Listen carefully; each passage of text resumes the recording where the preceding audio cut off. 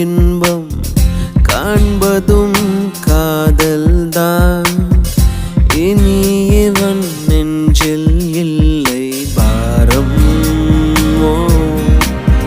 தனக்காக வாழ்வதா வாழ்க்கை.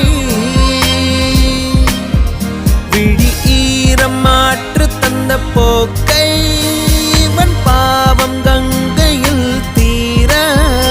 என்று நாளும் வணங்கும் நம் தெய்வம் எங்கே இருக்கிறது? நாளும்